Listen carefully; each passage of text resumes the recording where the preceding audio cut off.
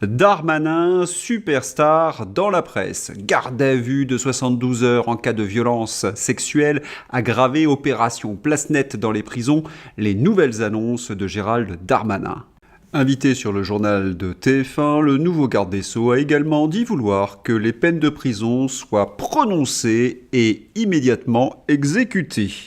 Les commentateurs proches de la droite sur CNews tombent en pâmoison. Voilà l'homme qu'il nous faut, braille-t-il. Une seconde, ont-ils la mémoire d'un poisson rouge? Parce que j'ai l'impression qu'on ne parle pas du même. Est-ce qu'on parle de Gérald Darmanin, ex-sinistre de l'Intérieur? J'y reviendrai. Et puis, ont-ils conscience que Gérald Darmanin peut promettre la Lune, puisque le gouvernement Bayrou a une durée de vie très limitée? Car enfin, Bayrou risque de ne pas dépasser février. J'ai l'impression qu'ils nous refont la com sécuritaire afin de passer des mesures européistes de la pire espèce et des hausses d'impôts. Car ça sera que de la com, j'en donnerai les raisons dans un instant. Enfin, depuis 30 ans, un ministre de l'Intérieur ou de la Justice arrive et nous explique qu'il va tout changer. Ils sont d'ailleurs presque tous de l'UMPS, voire dans ce gouvernement. Sarkozy, Valls, Retailleau, Darmanin, et puis rien, ou si. Cela empire. Gabriel Attal nous avait fait le coup à l'éducation nationale. Il a annoncé des mesures fortes pour soigner son image de droite. Et après, aucune mesure n'a été adoptée. Il est parti à Matignon. Voilà, Darmanin, de la com et des effets d'annonce pour abuser une fois de plus les esprits fragiles. Car enfin, Darmanin est le spécialiste de la manipulation et du mensonge, qu'il soit d'ailleurs ministre de la Justice, est un scandale en soi. Il faudrait peut-être rafraîchir la mémoire de certains. Eh bien, allons-y.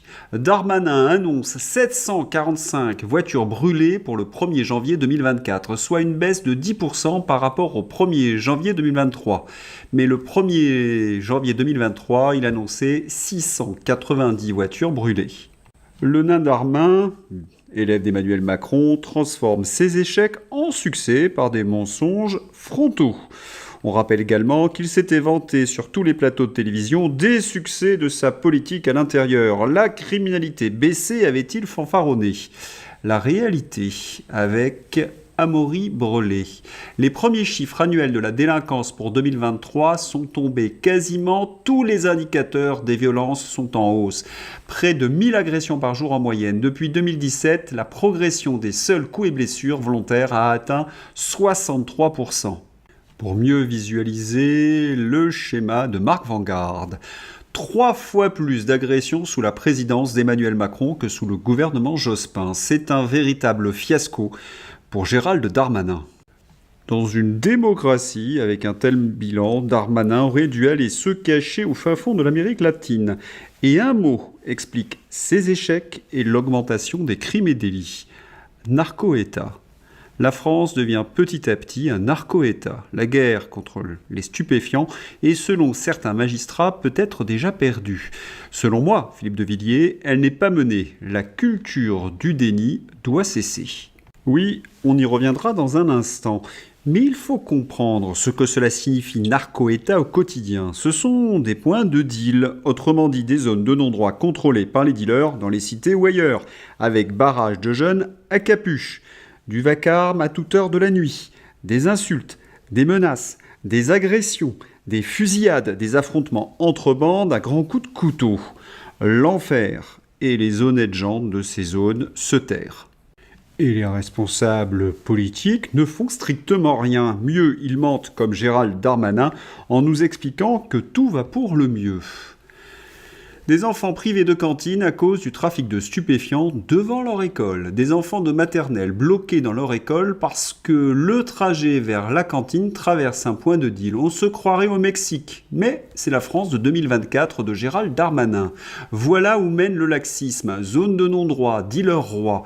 On glisse vers un narco-État sous les yeux du gouvernement. Voilà le bilan de Gérald Darmanin. Et vous connaissez tous ces politiques. Lorsqu'un fait vient remettre en cause leur propagande, ils perdent un petit peu leurs moyens. Gérald Darmanin n'hésite pas, lui, à utiliser des méthodes mafieuses, comme avec cette histoire du Stade de France. Petit rappel, un fiasco évitable, le rapport au vitriol du Sénat sur les violences au Stade de France.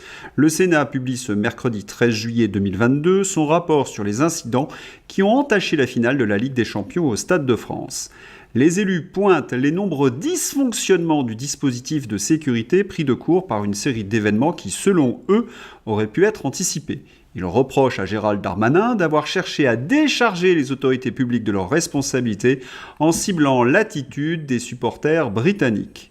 Darmanin s'est ainsi présenté sur le plateau de TF1 en agitant des faux tickets de l'UEFA, un peu comme Colin Powell avec sa fiole à l'ONU. 35 000 billets étaient faux, a-t-il osé. Espérait-il ainsi capitaliser sur la xénophobie anti-rosebif ?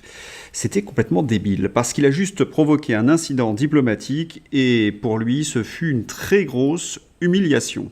Il a dû s'excuser en effet quelque temps après pour son énorme bobard, selon le directeur général de l'UEFA Evans, qui s'est exprimé devant le Sénat mardi 21 juin 2022. Autour de 2600 billets apportés au tourniquet du Stade de France lors de la finale de la Ligue des Champions le 28 mai dernier étaient faux, battant ainsi en brèche les chiffres avancés par le ministre de l'Intérieur, Gérald Darmanin. L'UEFA, qui a débuté son enquête sur le fiasco sécuritaire de la finale de la Ligue des Champions, a évoqué mardi 21 juin un chaos lié à des causes multiples au Stade de France, démontant devant le Sénat les chiffres de faux billets avancés par les autorités françaises. Alors que le ministre de l'Intérieur, Gérald Darmanin, avait maintenu devant les sénateurs le chiffre controversé de 35 000 supporters munis, selon lui, de billets falsifiés ou dépourvus de billets, un responsable de l'UEFA, instance organisatrice de la Ligue des Champions, a battu en brèche ce total mensonge. Mais il y a pire.